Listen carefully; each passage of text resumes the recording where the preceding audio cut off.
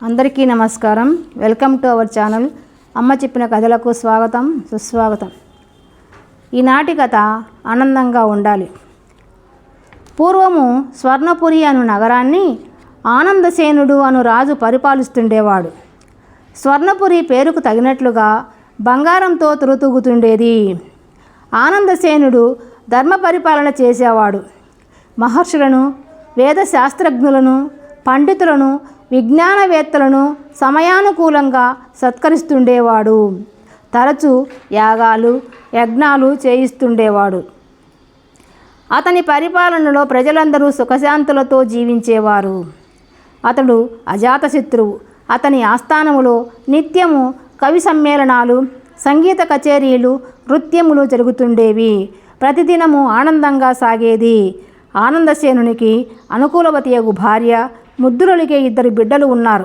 కానీ అతనికి ఏదో సంతృప్తిగా ఉండేది లేదు. ఆనందంగా ఉండలేకపోయేవాడు.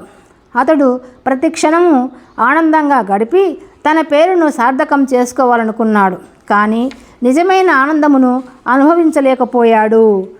తాను ఆనందంగా ఉండటానికి ఏమి చేయాలో తెలుపమని ఆనందసేనుడు అనేక మందిని సలహా అడిగాడు. వారు చెప్పిన పనిని చేశాడు. ప్రతిదినము ఆసనాలు వేశాడు, యోగా చేశాడు, నృత్య గానాలతో కాలక్షేపం చేశాడు, పురాణాలు చదివాడు, పౌరాణికుల చేత చదివించి విన్నాడు, పేదలకు అన్నదానము చేశాడు, అందమైన తోటలలో విహరించాడు, రాణితో కలిసి జలకాలాడాడు, యజ్ఞాలు చేశాడు, పుణ్యతీర్థాలు తిరిగాడు, ఎన్నెన్నో చేశాడు. కానీ ఫలితం లేకపోయింది. దీనివలన అతనిలో చింత ఎక్కువయింది. ఒకరోజు అతని రాజ్యానికి నిత్యానంద స్వామి తెంచాడు. ఆనందసేనుడు నిత్యానంద స్వామిని తన మందిరానికి ఆహ్వానించి అతనికి అతిథి మర్యాదలు ఘనంగా చేశాడు. తరువాత తన కోరికను బయటపెట్టాడు. స్వామి, నాకు ఆనందం కలిగే మార్గం తెలపండి అని అడిగాడు.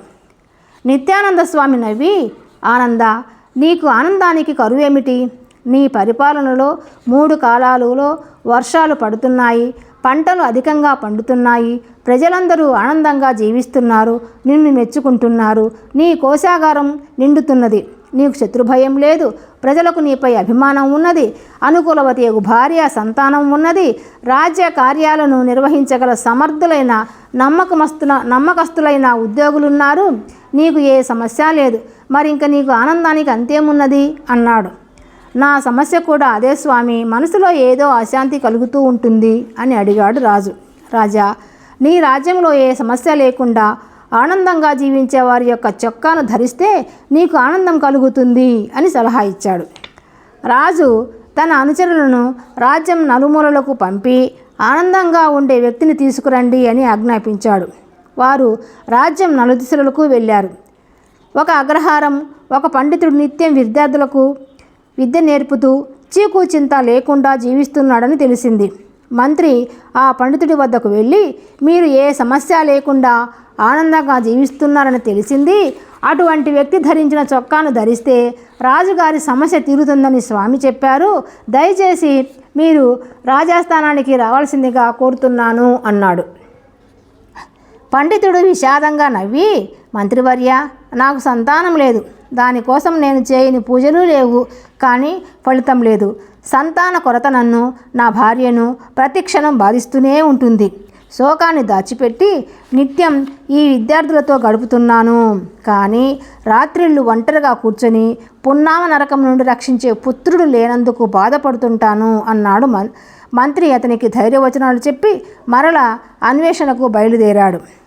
ఒక గ్రామంలో ఒక రైతుకు 50 ఎకరాల పొలం ఉన్నది. అతడు స్వయంగా వ్యవసాయం చేసుకుంటూ చీకు చింత లేకుండా జీవిస్తున్నాడని తెలిసింది. మంత్రి అతడిని కలుసుకొని అతని వివరాలు కనుక్కున్నాడు. అతని ఆదాయానికి లోటు లేదు. అతనికి కొడుకులు కూడా తండ్రి మాట జవదాటరు. కోడళ్ళు అత్తమామలను గౌరవిస్తుంటారు. మంత్రులు ఆ రైతు తమకు కావలసిన వ్యక్తి అని తలచారు. అతడికి రాజుగారి సమస్యను, స్వామి చెప్పిన సలహాను చెప్పారు. అప్పుడు ఆ రైతు, మంత్రిగారు, నాకు ఏ విషయంలోనూ లేటు లేదు, కానీ నా 50 ఎకరాల పొలంలో మధ్యలో 1 అరెకరం పొలం మాత్రమే వేరే రైతుది. అది కూడా నా సొంతమైతే నా పొలం అంతా ఒకే ముక్కగా ఉంటుంది. కానీ ఆ రైతు అమ్మనంటున్నాడు. ఎంత సొమ్మిచ్చినా ఆ రైతు అంగీకరించడం లేదు. అదే నా జీవనాధారమని అంటున్నాడు. అతని వలన నాకు రాత్రింబవళ్ళు నిద్ర పట్టడం లేదు అన్నాడు. ఆ పొలం కూడా నా పరమైతే నాకింక ఏ చింత ఉండదు అన్నాడు. మంత్రి స్వార్థమే చింతకు కారణమనుకుంటూ వెళ్ళిపోయాడు. నగరంలో సుబ్బయ్య శ్రేష్ఠి అని ఒక వ్యాపారి ఉన్నాడు. అతడు నూనె వ్యాపారంలో కోట్లాది రూపాయలు సంపాదించాడు. అతనికి నగరంలో అనేక వాణిజ్య సముదాయాలు ఉన్నాయి. అతని కొడుకులు అందరూ వ్యాపారాలు చేసుకుంటూ స్థిరపడ్డారు. అతడు దాన ధర్మాలు చేస్తూ సమాజంలో ప్రముఖుడిగా పేరు పొందాడు. మంత్రి అతడిని కలుసుకొని రాజుగారి సమస్యను, స్వామి సలహాను తెలిపాడు. ఆ తరువాత మంత్రి శ్రేష్ఠితో, శ్రేష్ఠి గారు, మీకు జీవితంలో ఎటువంటి లోటు లేకుండా ఆనందంగా జీవిస్తున్నారు కదా, మీకే ఆందోళన లేదనుకుంటాను అన్నాడు. అప్పుడు శ్రేష్ఠి, మంత్రివర్య, మొన్నటి వరకు నాకు ఏ ఆందోళన లేదు. కానీ ఈ మధ్యనే దిగులు పట్టుకున్నది. నాకు పోటీగా వేరొకరు నూనె వ్యాపారం చేస్తున్నారు. అతడి పోటీ వలన నా ఆదాయం తగ్గుతున్నది. ఆ ఆదాయాన్ని పూడ్చుకోవడానికి అనేక రకాల ప్రయత్నాలు చేస్తున్నాను. కానీ ఫలితం ఉండటం లేదు. దాని వలన బాధ కలుగుతున్నది అన్నాడు దిగులుగా. మంత్రి నవ్వుకొని రాజ్యమునకు బయలుదేరాడు.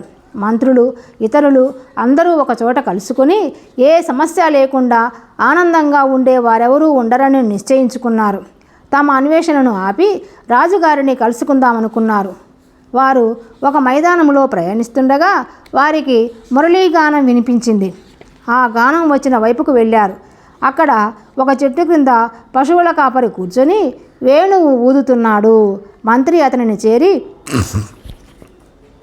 కాపరి, నీవింత ఆనందంగా మురళి వాయిస్తున్నావు, ప్రతిరోజు ఇలాగే ఉంటావా అని అడిగాడు.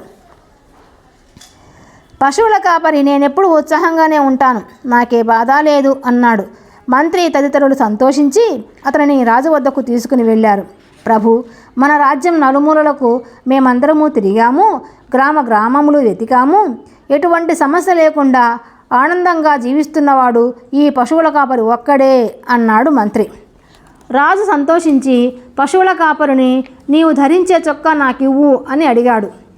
పశువుల కాపరి నవ్వుతూ, మహారాజా, నా వంటి బీదవాడికి చొక్కా ఉంటుందా? వాన వచ్చినా, ఎండ కాసినా, చలి పడుతున్నా చొక్కా లేకుండానే తిరుగుతాను అన్నాడు. రాజు ఆశ్చర్యపోయాడు. కాపరి, కనీసం చొక్కా కూడా లేకుండా ఎలా సంతోషంగా ఉంటావు అని అడిగాడు. పశువుల కాపరి, ప్రభు, చొక్కాకు ఆనందానికి సంబంధం ఏమున్నది? ఆనందంగా ఉండటమే ఆనందానికి కారణం. నాకున్న దానితో సంతృప్తి పడతాను, లేని దానికోసం అరులు సాచను. ఇక నాకు ఏ సమస్య ఉంటుంది చెప్పండి అన్నాడు. రాజుకు జ్ఞానోదయమైంది. ఆనందం అనేది మానసికమైనది. ఎటువంటి పరిస్థితులు ఎదురైనా బాధపడకుండా ఆ సమస్యలను తేలికగా తీసుకుంటే దానిలోనే సుఖం ఉందని తెలిస్తే ఆనందం కలుగుతుందని తెలుసుకున్నాడు. హృదయం ఆనందంగా ఉంటే దుఃఖం కలగదని రాజుకు అర్థమైంది. పశువుల కాపరికి ధనకానుకలు ఇచ్చి పంపించాడు. ఆనాటి నుండి రాజు ఏ విషయానికి బాధపడకుండా ఆనందంగా ఉండటం ప్రారంభించాడు. ఇదండి ఈనాటి కథ. ఈ కథ మీకు నచ్చినట్లయితే లైక్ చేయండి, షేర్ చేయండి, సబ్స్క్రైబ్ చేసుకోండి. మీ అభిప్రాయాలను కామెంట్ రూపంలో తెలియజేయండి.